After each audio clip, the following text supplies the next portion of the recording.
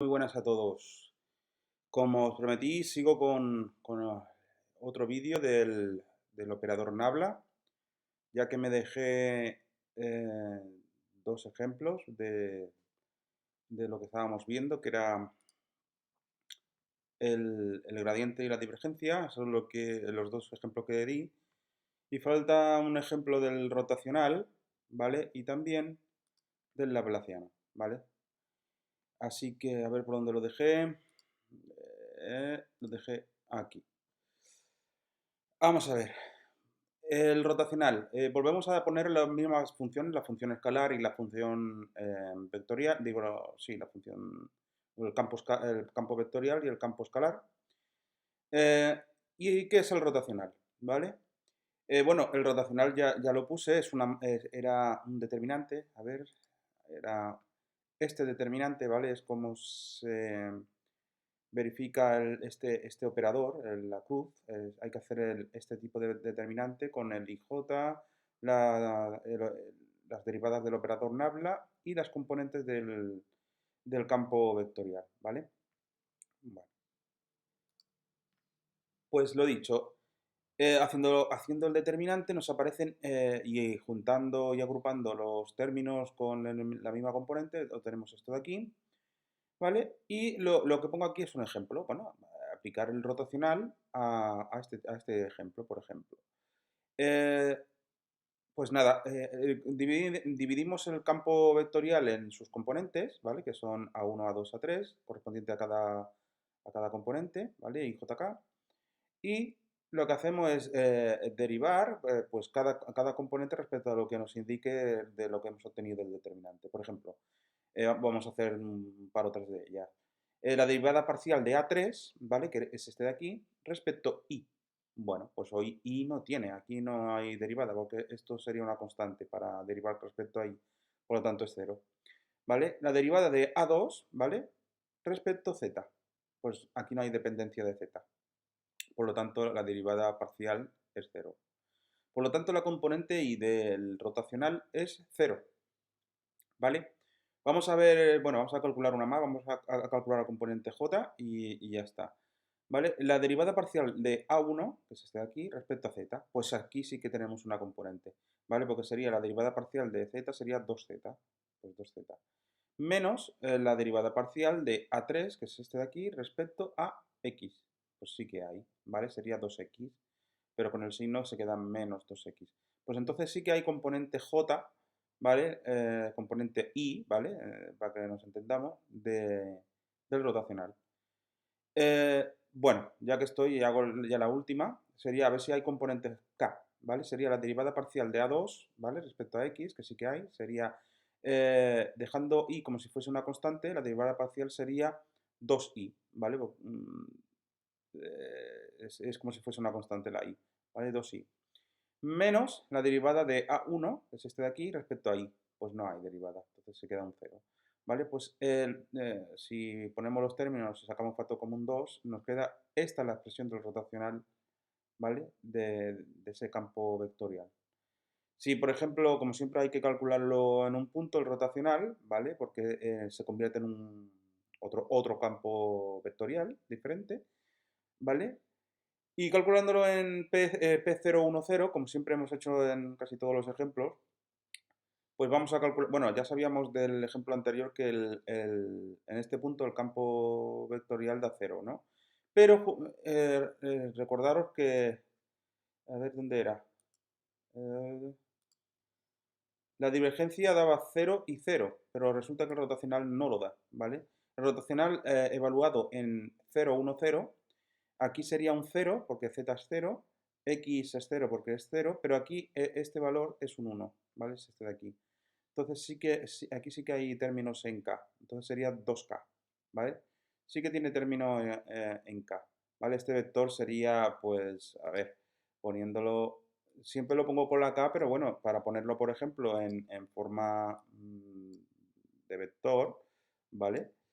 Sería el vector, pues, 0, 0, 2, para que nos entendamos, ¿vale? Eso sería el rotacional en el punto P, ¿vale? En este punto, ¿vale? Ese sería. ¿vale? A ver, ¿qué significa el rotacional? El rotacional normalmente está relacionado con giros, ¿vale? Está íntimamente relacionado con giros, para que nos entendamos. Em, el rotacional de un campo vectorial, ¿vale? Es un vector, ¿vale? Al final lo que se obtiene es un vector o bueno, un campo vectorial que indica la dirección en la que tiende a rotar un campo vectorial en un punto dado, ¿vale? Un ejemplo muy claro, aquí, bueno, este he puesto un ejemplo, pero he encontrado uno por internet muy curioso. Voy a ponerlo aquí en una esquinita. Resulta que si tenemos una tubería de agua, ¿vale? Que tiene un campo vectorial de esta forma, es decir, que el agua fluye, es la velocidad en la que fluye el agua, por ejemplo, si tenemos, por ejemplo, esto sería las velocidades, ¿no? Por ejemplo, resulta que la velocidad en el centro de la tubería es mucho más rápida que si nos acercamos cada vez más a la tubería, ¿vale? ¿Y eso qué quiere decir? ¿Vale? El rotacional está, pues más o menos está íntimamente relacionado con eso. ¿Qué ocurre cuando mm, cuando esto se mueve? Aquí hay una turbulencia, ¿vale? Cuando esto pasa, en el centro no. En el centro no hay turbulencia porque está a un máximo.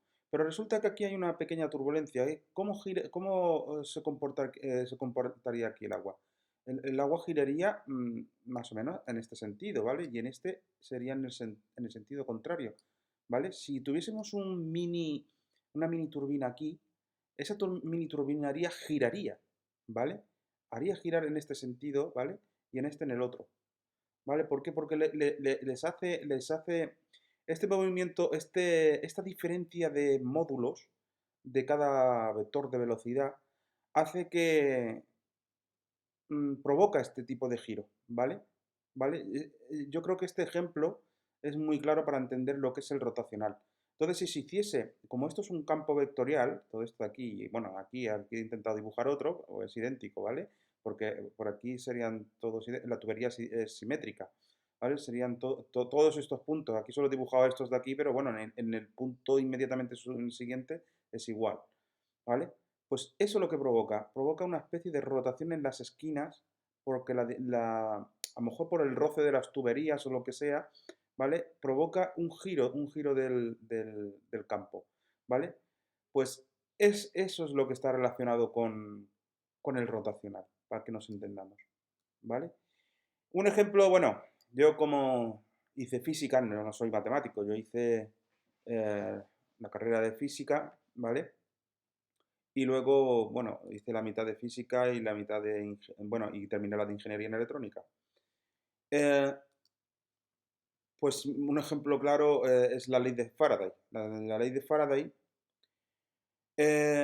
para que entendáis el experimento, ¿vale?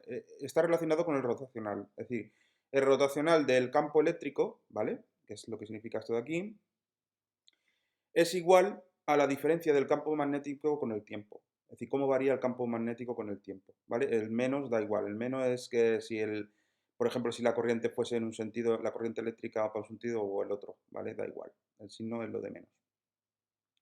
Pero bueno, indica que un rotacional se convierte en otro vector, ¿vale? ¿Lo veis? Que el rotacional es otro campo vectorial, ¿vale? Relacionado en este caso, relaciona el campo eléctrico con el campo magnético. Si tú mueves un campo magnético, ¿vale? Con el tiempo, resulta que creas un campo eléctrico.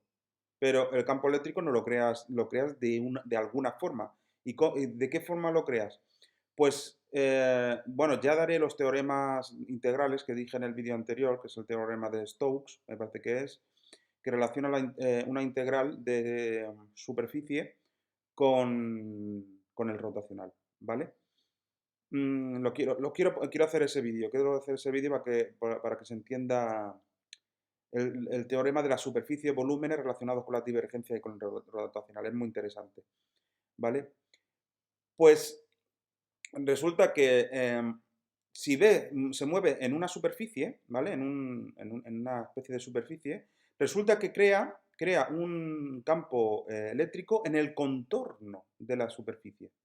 Entonces, si tú en ese contorno de esa superficie, si tú tienes hilo conductor, ¿vale? Resulta que estás creando un campo eléctrico y ya sabéis que un campo eléctrico es que se mueven las cargas y si se mueven las cargas es que hay una intensidad de corriente, ¿vale? Que es lo que muestro aquí con bueno, con un amperímetro, un galvanómetro, lo que queráis calcular la corriente, ¿vale? Si tú mueves el imán arriba, ¿vale? En este caso hacia adentro y hacia afuera, hacia adentro y hacia afuera, estas son las líneas de campo del magnético, ¿vale? Entonces, si tú lo mueves en esta especie de superficie en la que lo da el hilo conductor, esta superficie del hilo conductor, toda esta superficie de dentro, pues resulta que creas un campo magnético, un campo eléctrico en el contorno de ese hilo conductor y fluye corriente, ¿vale? Es decir, positiva, no sé si es positiva, me parece que es positiva si entra la superficie y negativa si sale. Entonces, si tú vas moviendo, resulta que estás creando corriente. Esto es la base de lo que son las dinamos de las bicis antiguas, que ya no se ven en la vida cotidiana, las dinamos ya me parece que en pocas bicis aparecen. Pero bueno, existen, por ejemplo, linternas, me parece, si no me equivoco, que por dentro no tienen pilas. Me parece que se mueven y creo que se basan en eso, en recargar con movimiento un imán, ¿vale?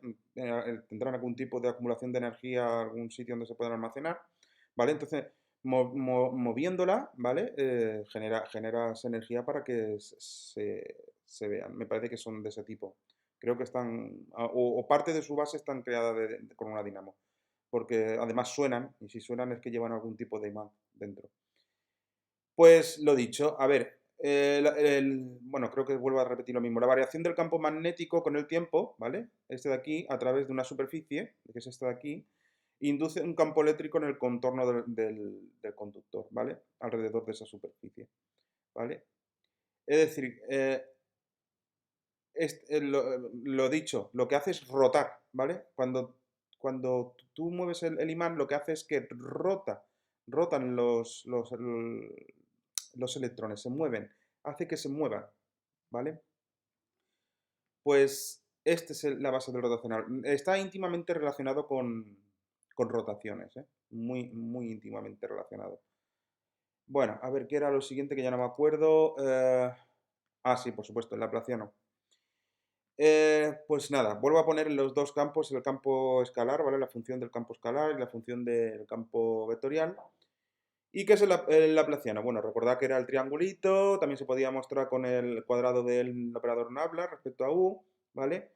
Y también se podía expresar como la divergencia del gradiente, ¿vale? Pues bueno, a ver, el gradiente lo teníamos, no sé dónde era, a ver, que era...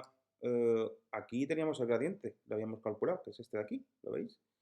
Ya lo habíamos calculado, entonces ya teníamos algo ganado. Ay, a ver, me lío con las... Vale. Pues ya teníamos el gradiente, pues entonces si el gradiente es este, ¿vale? Recordad, el que acabo de mostrar, pues solo hay que calcular la divergencia de esto. ¿Y qué era la divergencia? Pues bueno, volvemos a recordar aquí, la divergencia era hacer las derivadas de las componentes respecto a x, de cada una de las componentes. Pues venga, volvemos. Hay que hacer de cada componente, si esto es la componente, supuestamente, vamos a llamarle A1, aunque es, bueno, podríamos llamarle U sub 1, U sub 2 y U sub 3, ¿vale? Pues hay que calcular la derivada respecto a x de U sub 1, la derivada respecto a y de U sub 2 y la derivada respecto a z, ¿vale? De U3, ¿vale? U3 vamos a llamarle la componente de cada uno, ¿vale? Pues nada, si se hace la derivada respecto a x de esto de aquí, ¿vale? Pues da 2, ¿vale? Si se hace la derivada respecto a y de 2i, ¿vale? Da 2. Y si se hace la derivada respecto a z de 2z, ¿vale? Da 2. Por lo tanto, el laplaciano da 6. Es un escalar, como dije antes. Y, bueno, aquí lo que he hecho es calcularlo de otra forma. Aquí lo he hecho con la divergencia del gradiente y aquí lo hago con la segunda derivada, ¿vale? La segunda derivada de u. Entonces, si cogéis y hacéis la primera derivada es 2x, 2y, 2z, ¿vale? Eso sería la primera derivada. Y si se vuelve a hacer la derivada, nos da La derivada de 2x, ¿vale? Que era la derivada de lo anterior, sería, la derivada de 2x sería 2, la derivada de 2y sería 2, y la derivada de 2z sería 2. Entonces 2, 2, 2, 6, ¿vale? Es otra forma de calcularlo para que veáis que da igual. Y resulta que, bueno, esto a todos lo he calculado para un punto P, pero resulta que en este caso particular de esta función escalar, este campo escalar, para todo punto perteneciente a U, ¿vale? Da 6. Es decir, que este laplaciano siempre da 6, ¿vale? Para todo punto. Y entonces, ¿qué quiere decir esto?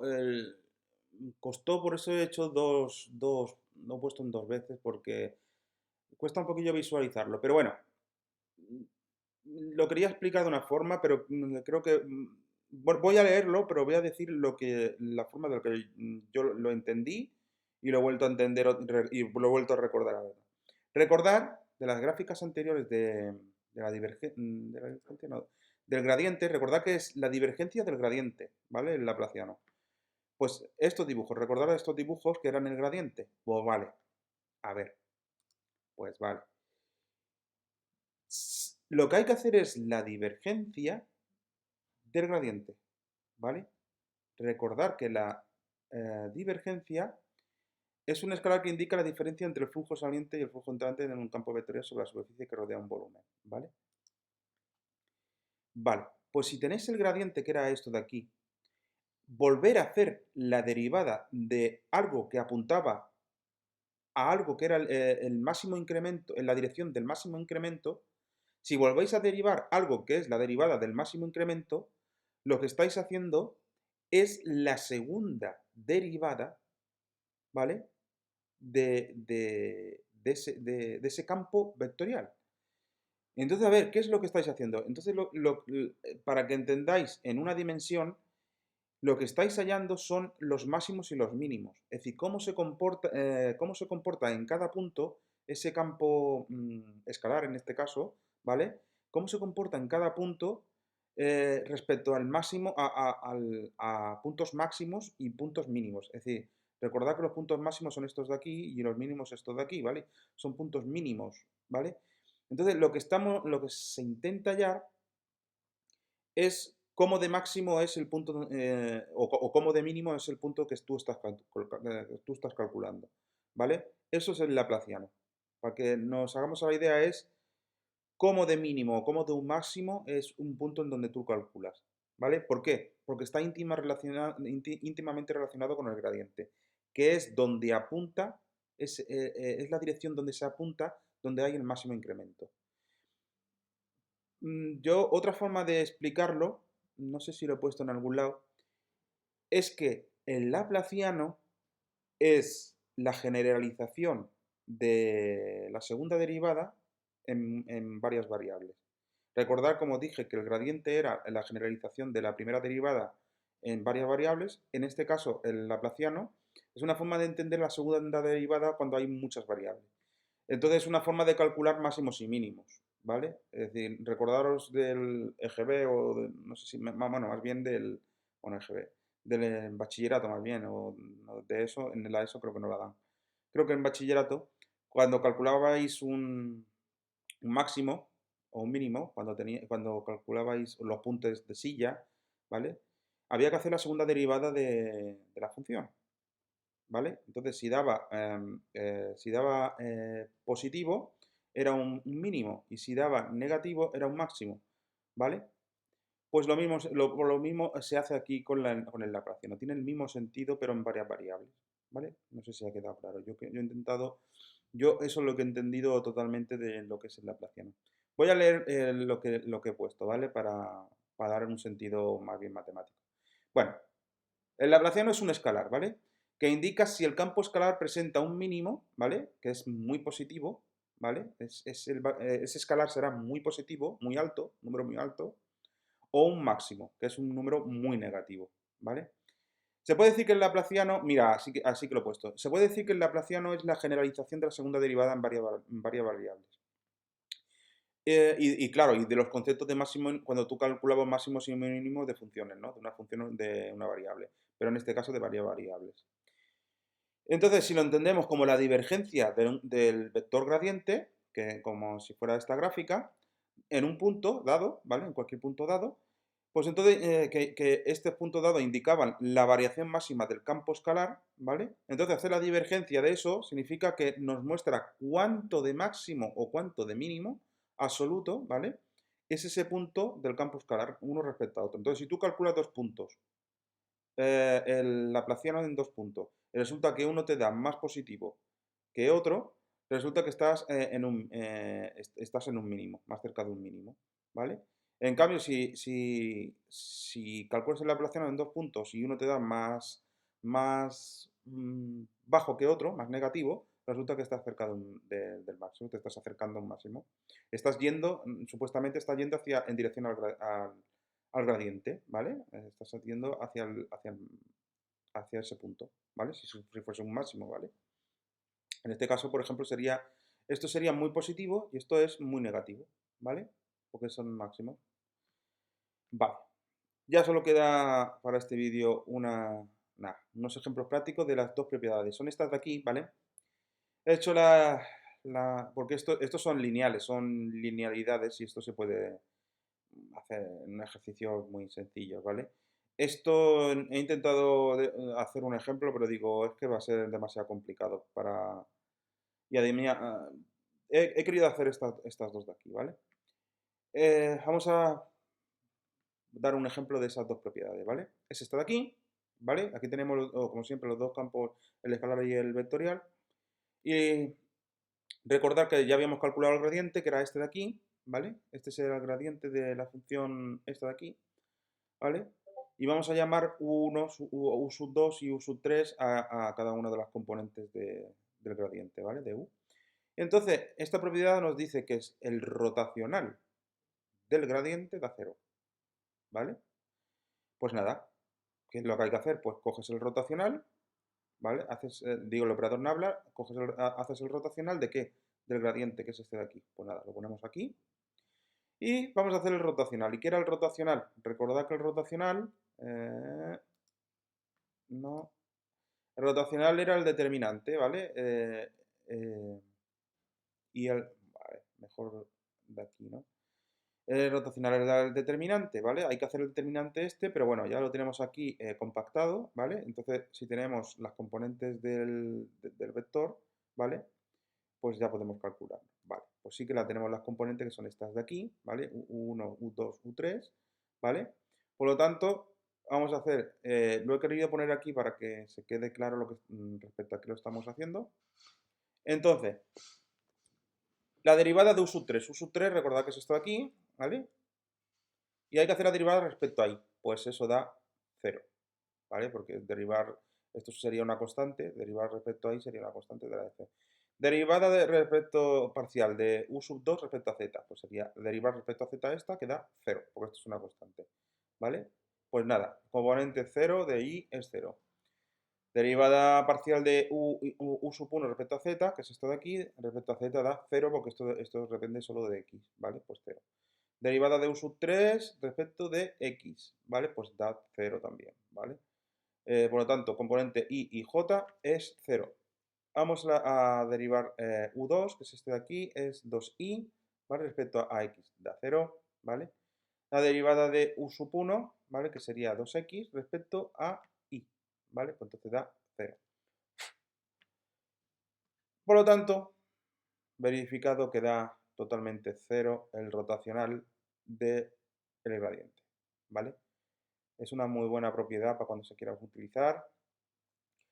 Y vamos ya, por último, ya para completar el vídeo, es la propiedad número 10 que dice que la divergencia del rotacional de un campo vectorial da 0. Bueno, pues teníamos el rotacional de aquí, teníamos el rotacional que era este de aquí, ¿vale? Que nos daba 2z menos xj, ¿vale? Más 2ik. Pues bueno, pues tenemos que hacer llamando a sub 1 es 0, ¿vale? Porque no tiene componente i, ¿lo veis? No tiene componente i. Por lo tanto, a sub 1 es 0. A sub 2 es esto de aquí y a sub 3 es esto de aquí, ¿vale? Pues entonces hay que calcular la divergencia, ¿vale? Del rotacional, que es este de aquí, ¿vale? Este de aquí. A esto lo hemos llamado a sub 2 y esto a sub 3, ¿vale? Por lo tanto, Vamos a aplicar la divergencia, que es hacer la derivada respecto de x de A1, que es 0, es decir, que entonces da 0. La siguiente componente, que es A2, ¿vale? Vamos a hacer la derivada respecto a I de esto, que da 0, porque no depende de I, ¿vale? Entonces esto da 0. Y la derivada parcial de A3, que es 2i, ¿vale? 2i respecto a z. Pero esto de derivar respecto a z da 0. Por lo tanto, correctísimo, ¿vale? Eso quiere decir también que no me he equivocado en nada. Y esta propiedad también se cumple, ¿vale? Así que espero que os haya gustado el vídeo y subiré otro porque quiero recordarlo yo, que bueno, ya me recuerdo bien claramente, pero quiero tenerlo en vídeo para mí y también que lo disfrutéis vosotros. Los teoremas de la divergencia y, y el teorema de Stokes, ¿vale? Así que nada, un saludo, le picáis el like si os ha gustado el vídeo y suscribiros los que no estéis y hasta el próximo vídeo. Hasta luego.